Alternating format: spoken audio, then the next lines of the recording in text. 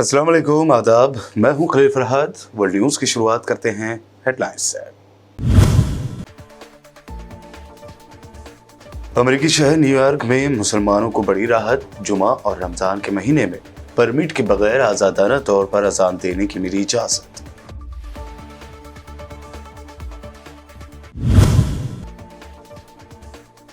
सफ़ा के इस्राएली फौजियों ने मस्जिद अक्सा में नमाजियों के साथ की मारपीट। मकबूजा बैतुल मुक़द्दस में चाकू से हमले में एक आबादकार जख्मी। हमलावर को गोली मार कर किया गया ढेर।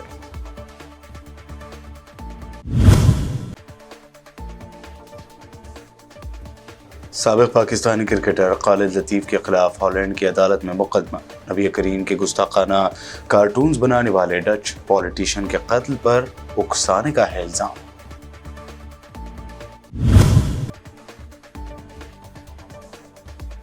हरियाणा के नूह में तशद्दुद के बाद मुसलमानों को किया जा रहा है टारगेट।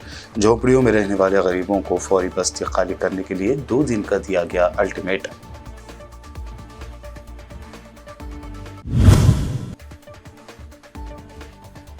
उत्तर प्रदेश के कानपुर में मुसलमानों के खिलाफ जहर उगलते हुए देखा गया। हिंदुत्ववादी लीडर रामजी तिवारी वीडियो में अक़लियतों के खिलाफ कार्रवाई के लिए लोगों को कर रहा है मुश्तरक।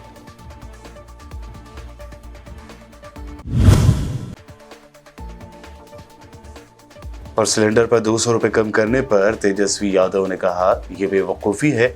अगर आपसे 5,000 रुपए लेकर 200 रुपए वापस कर दें तो आपका फायदा हुआ या नुकसान।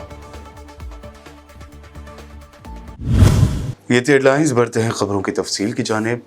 अमेरिका के शहर न्यूयॉर्क में अब बगैर किसी परमिट के आज़ादाना तौर पर जुमा और माह रमज़ान में अजान देने की इजाज़त मिल गई है, जिसके बाद मकामी मुसलमानों में खुशी की लहर दौड़ गई।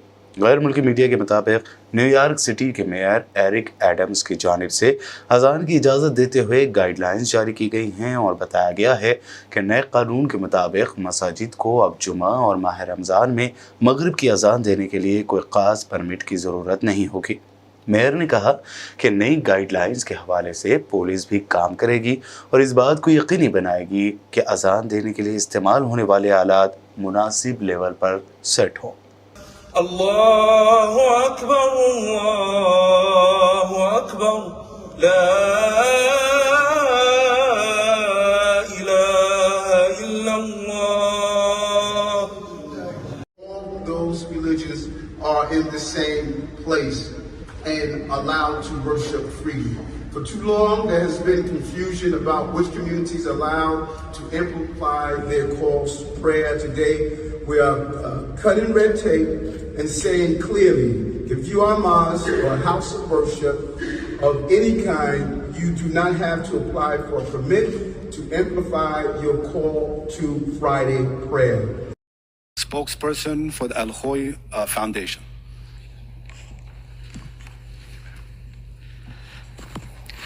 Thank you.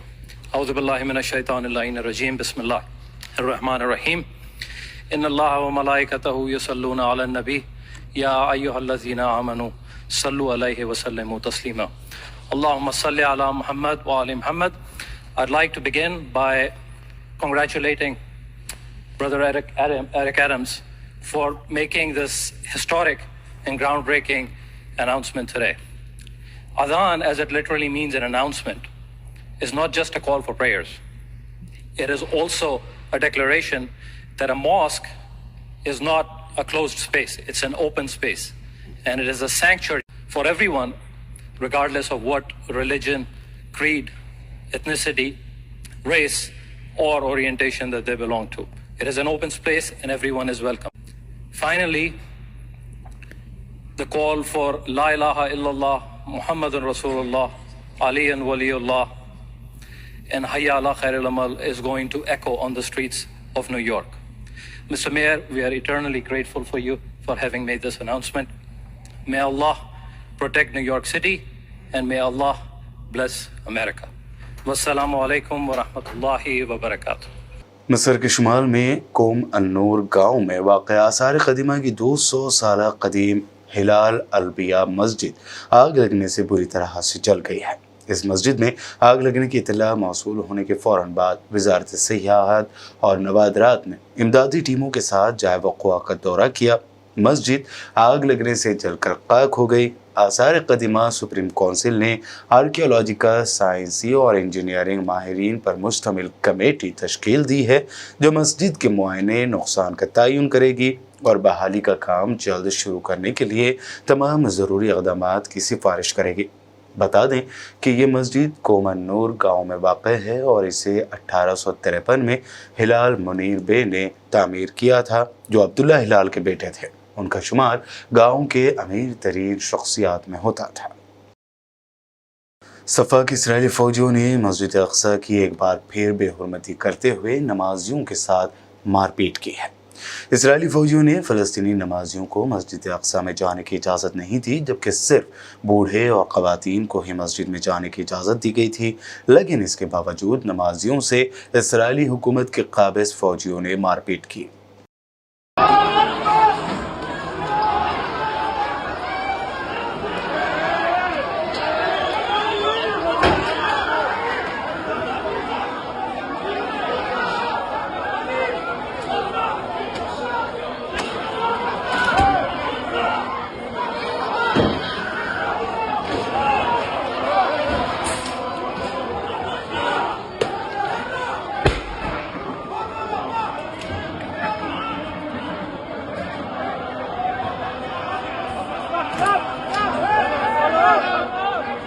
मकबूजा बैतुल मुक़द्दस में इसराइली काबिज़ फ़ौज ने एक नौजवान को चाकू से हमला करने के बाद गोली मारकर शहीद कर दिया।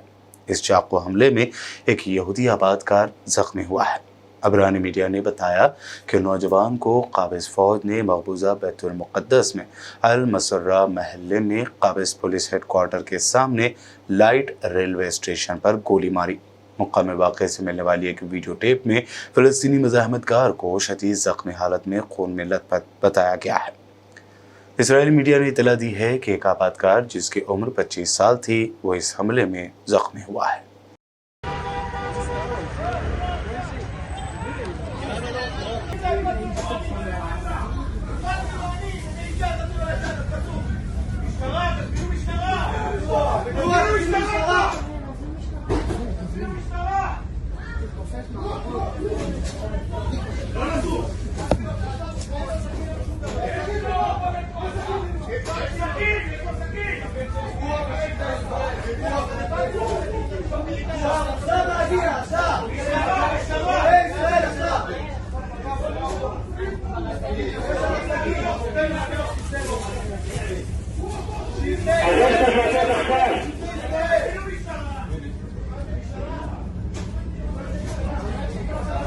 पाकिस्तान के साबिक़ क्रिकेट खिलाड़ी खालिद लतीफ़ के खिलाफ हॉलैंड की एक अदालत ने इस्लाम मुखालिफ यूरोपीय सियासतदान गैरेट विल्डर के कत्ल पर उकसाने की मुबैना कोशिश के इल्ज़ाम में मुकदमे की समाअत की है।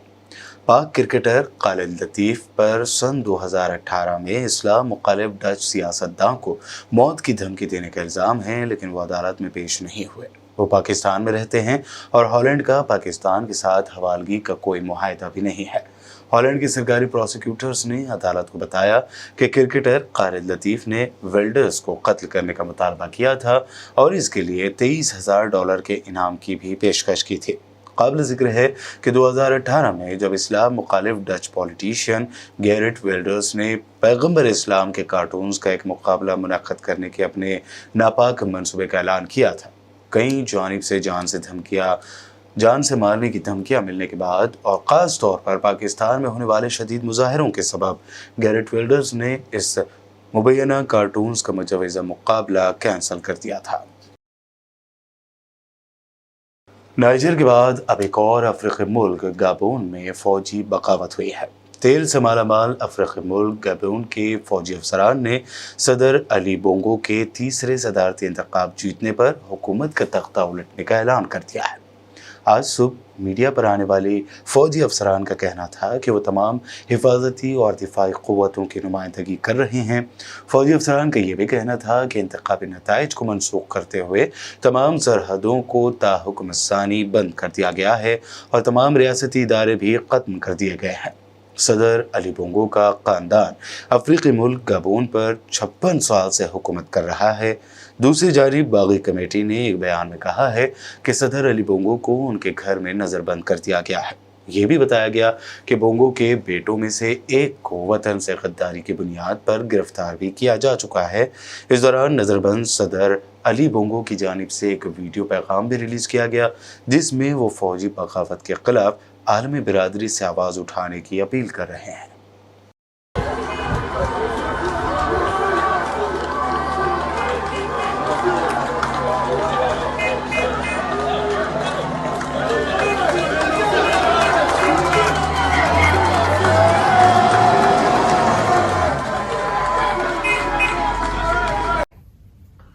I'm Ali Bongo Ondimba, President of Gabon, and I'm to send a message to all the friends that we have all over the world to tell them to make noise. For the people here have arrested me and my family. My son is somewhere, my wife is in another place, and I'm at the residence. Right now, I'm in the residence. And nothing is happening. I don't know what's going on. So I'm calling you to make noise, really. I'm thanking you. Thank you. Ukraine ने रूस के airport पर drone हमला करते हुए 2 फौजी transport जहाज तबाह कर दिए हैं। बीबीसी के मुताबिक ड्रोन हमला रूस के शुमाल मगरबी शहर पेस्कोव के एयरपोर्ट पर किया गया, जिसके नतीजे में एलिवेशन 76 फौजी ट्रांसपोर्ट जहाज़ों में आग लग गई, ताहम कोई जानी नुकसान नहीं हुआ है। मीडिया रिपोर्ट के मुताबिक हमले की तस्दीक मकामी गवर्नर की जानिब से भी कर दी गई है और कहा गया है कि रूसी फौज ने भी ड्रोन हमले का जवाब दिया है। बुलेटिन में खबरों का सिलसिला लगातार यूं ही जारी रहेगा। फिलहाल रुकते हैं एक छोटे से ब्रेक के लिए।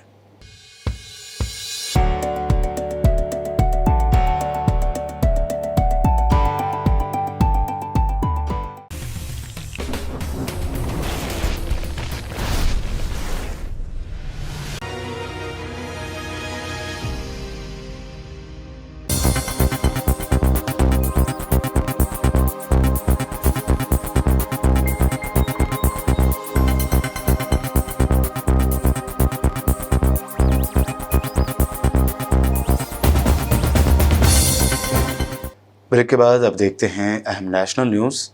हरियाणा के नूह में शोभा यात्रा के दौरान हुए तशद्दुद के बाद मुसलमानों को टारगेट किया जा रहा है। कल इतवार को मेगा सिटी के सेक्टर 69A में गरीब झुग्गी झोंपड़ियों में रहने वाले लोगों को जगह खाली कराने की धमकी देते हुए पोस्टर लगाए गए। इस बस्ती के ज़्यादातर लोग मुस्लिम कम्युनिटी से हैं। पोस्टर में उन्हें जगह छोड़ने के लिए 2 दिन का अल्टीमेटम दिया गया था। झुग्गी बस्ती में खास तौर पर मुस्लिम खवातीन को टारगेट करते हुए पोस्टर लगाए गए थे। पोस्टर में धमकी देते हुए लिखा गया है कि अपना घर खाली करके यहाँ से चले जाना होगा। ऐसा नहीं करने पर इसका नतीजा भुगतने के लिए तैयार रहो। अगर अपनी इज्जत और जान बचाना चाहते हैं तो बचा लो, आपके पास 2 दिन है। इस दौरान मुसलमानों के खिलाफ हेट स्पीच का एक और वीडियो काफ़ी वायरल हो रहा है। ये वीडियो उत्तर प्रदेश के कानपुर का बताया जा रहा है, जिसमें जहर उगलने वाले शख्स की अंतर्राष्ट्रीय हिंदू परिषद के लीडर रामजी तिवारी के तौर पर शिनाख्त हुई है। इस वीडियो में ये नफरती शख्स मुसलमानों के खिलाफ जहर उगलता पाया गया है। पाकिस्तान में रहने वाला हिंदू मत प्राय हो गया, उसने अपना घर छोड़ दिया, धर्म छोड़ दिया, लेकिन भारत में रहने वाले मुसलमानों की संख्या दिन प्रतिदिन बढ़ गई और वो हमारी छाती पर मूंग दलने लगे। अब भारत का यह युवा स्वीकार नहीं करेगा।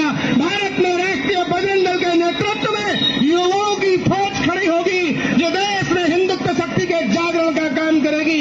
यह देश हिंदुओं का है, भारत हिंदुओं की मातृभूमि है, ये भारत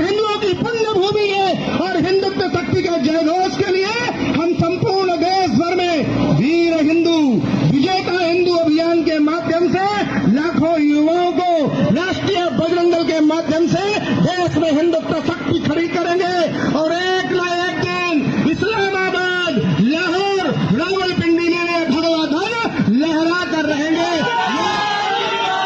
ये देश के गांव-गांव में संकल्प लिया जाएगा। हमारी माता ढाकेश्वरी देवी जो 52 शक्तिपीठों में एक है, हमारे पास नहीं है, कहाँ है? बांग्लादेश में है। वो पवित्र हिंगलाज देवी हमारे पास नहीं है, कहाँ है? बलूचिस्तान में है। वो रावी, चिनाब, झेलम, सतलज नदियों का द्वारा हमारे पास नहीं है।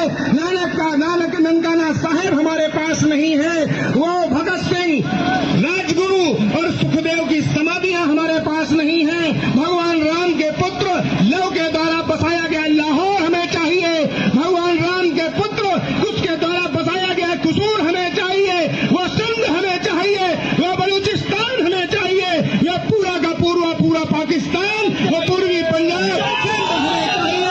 और एक दिन जो हमारे पुरखों की भूमि है, जो हमारे बलिदानी पूर्वजों की भूमि है, वह भूमि हम पुनः। मुंबई में अपोजिशन के इत्तेहाद इंडिया का 2 रोज़ा इजलास आज शुरू हुआ है। इस दौरान Samajwadi party leader professor Ram Gopal Yadav ने कहा कि हिंदुस्तान की रूह को बचाने के लिए यह अलायंस हुआ है। 2024 में हम बीजेपी को बेदखल कर देंगे। यह जो है वो भारत की आत्मा का प्रतिबिंब है और इसी को बचाने के लिए गठबंधन हुआ है विपक्षी पार्टियों का इंडिया नाम से। क्योंकि जो लोग सत्ता में बैठे हैं वो इंडिया की मूल आत्मा को नष्ट कर रहे हैं, हिंदुस्तान को बर्बाद कर रहे हैं। इसलिए इंडिया को बचाने के लिए ही दिल्ली में बैठे हुए लोगों को या अन्य राज्यों में जो बीजेपी के लोग बैठे हैं उनको बेदखल करने के लिए ये इंडिया का गठन हुआ और इसी पर्पज़ से हम लोग आगे काम कर रहे हैं और मिलजुल के काम करेंगे और 24 में इनको सत्ता से बेदखल कर देंगे। कांग्रेस कायद राहुल गांधी ने कल कर्नाटक में खवातीन के लिए हर माह 2000 रुपए जारी करने वाली स्कीम गृह लक्ष्मी की शुरुआत की है। इस मौके पर उन्होंने कहा कि ये हमारी स्कीम नहीं, गारंटी है और गवर्नेंस की मिसाल है। आप हमारे 5 स्कीम देखिए, एक स्कीम को छोड़कर सारे स्कीम महिलाओं के लिए बने हैं। जरूर युवा निधि स्कीम युवाओं का है, उसमें हम 3000 रुपए ग्रेजुएट्स को और 1500 रुपए डिप्लोमा होल्डर्स को देते हैं। मगर इस स्कीम को छोड़कर हमारे चारों स्कीम महिलाओं के लिए बनाए गए हैं और इसके पीछे बहुत गहरी सोच है। बड़ा से बड़ा पेड़ होता है, पेड़ जड़ के बिना खड़ा नहीं हो सकता। अगर जड़ मजबूत होती है तो कितनी भी बड़ी आंधी आए, कितना भी बड़ा तूफान आए, पेड़ टूटता नहीं है, गिरता नहीं है।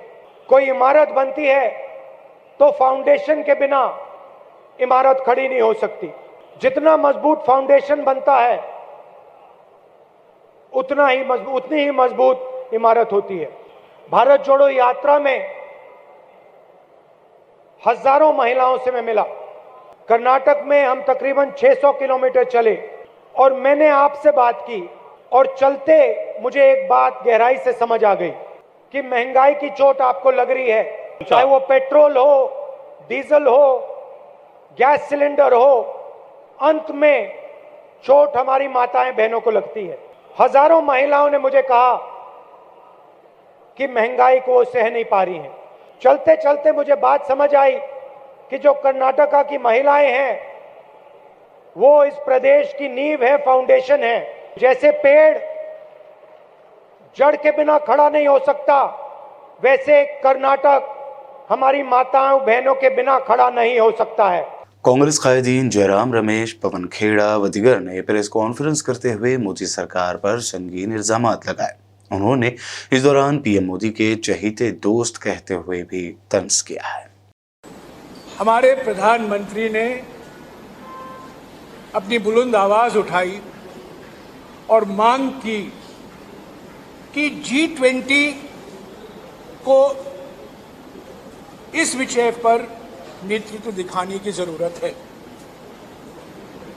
अगले हफ्ते 9 तारीख को, यानी कि आज से 9 दिन बाद नई दिल्ली में 18वां G20 शिखर, 18वां, पहला नहीं, दूसरा नहीं, 10वां नहीं, 18वां G20 शिखर सम्मेलन होने वाला।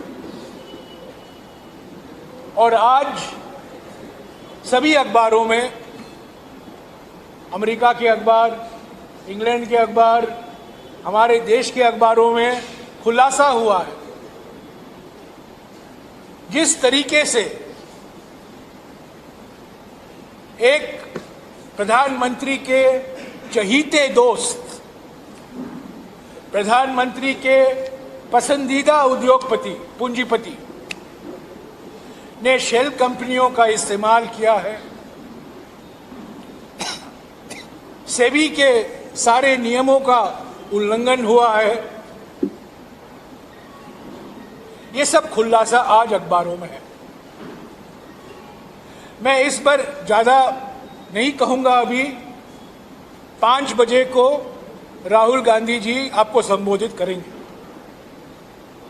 विस्तार से राहुल जी इसके बारे में आपसे बातचीत करेंगे आज शाम 5 बजे। आरजेडी कायद और बिहार के डिप्टी सीएम तेजस्वी यादव ने मोदी सरकार की जानिब से एलपीजी गैस पर 200 रुपए की कमी के ऐलान को बेवकूफ़ करने वाली बात कहा। उन्होंने मिसाल दी कि अगर आपसे 5,000 रुपए लेकर 200 रुपए वापस कर दे तो आपका फायदा हुआ या नुकसान। एकदम बेवकूफ़ बनाने वाली बात है। मान लीजिए आपके जेब से हम 5,000 रुपये ले लें और 200 वापस कर दें, तो ये फ़ायदा हुआ या नुकसान हुआ? तो देश की जनता जान रही है। अभी कुछ राज्यों में चुनाव है, इसको देखते हुए ये लोग कर रहे हैं, तो हम लोग सब लोग जान रहे हैं। लेकिन जिस हिसाब से कीमतें बढ़ी गई हैं वो हम लोग जान रहे हैं कि ये पूरा जो है चुनावी स्टंट है। और जहाँ इतनी बड़ी तादाद में बढ़ाया गया गैस की कीमतें और फिर आप 200 कम कर देते हैं, मतलब तो कुछ रहता नहीं। 24 की तैयारी पूरी है, एकदम तैयार।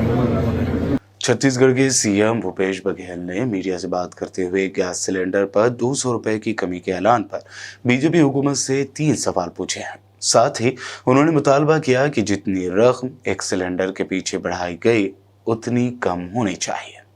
आज रसोई गैस की कीमत अचानक 200 रुपये कम हुआ।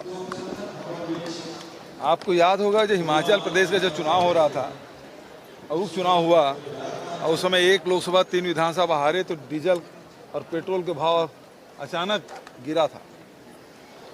लेकिन एक बात मुझे पूछनी है भारतीय जनता पार्टी के लोगों से, ये रेट बढ़ता है तब बोलते हैं कि ये मार्केट से जुड़ा हुआ है, तो कभी 1 रुपया, कभी 10 रुपया, कभी 50 रुपये, इस प्रकार से बढ़ते बढ़ते 400 का सिलेंडर 1200 रुपये पहुँचा।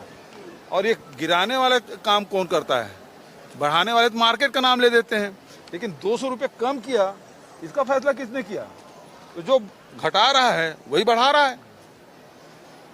और फिर पहले 400 का 1200 कर लो, उसके बाद 200 रुपये घटा दो। तो ये तो व्यापारियों जैसी बात है। दीपावली समय बोलते हैं ना 50% छूट, 20% छूट, ये उसी प्रकार से पहले 1200 कर लिए, अब 200 रुपये छूट। तो ये तो ठगने वाला काम है। और कोई सवाल? बुलेटिन के आखिर में हेडलाइंस पर डालते हैं एक और नजर। अमेरिकी शहर न्यूयॉर्क में मुसलमानों को बड़ी राहत। जुमा और रमजान के महीने में परमिट के बगैर आजादाना तौर पर अजान देने की मिली इजाजत।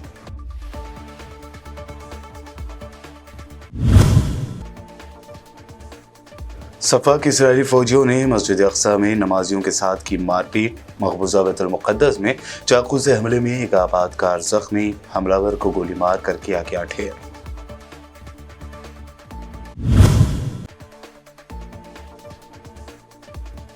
साबिक़ पाकिस्तानी क्रिकेटर खालिद लतीफ़ के खिलाफ हॉलैंड की अदालत में मुकदमा। नबी करीम के गुस्ताखाना कार्टून्स बनाने वाले डच पॉलिटिशियन के कत्ल पर उकसाने का है इल्जाम।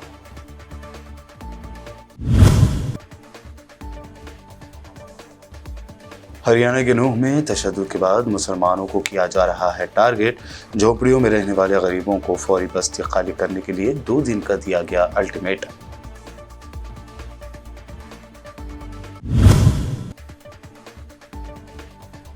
उत्तर प्रदेश के कानपुर में मुसलमानों के खिलाफ जहर उगलते हुए देखा गया। हिंदुत्ववादी लीडर रामजी तिवारी वीडियो में अक़लियतों के खिलाफ कार्रवाई के लिए लोगों को कर रहा है मुश्तैल।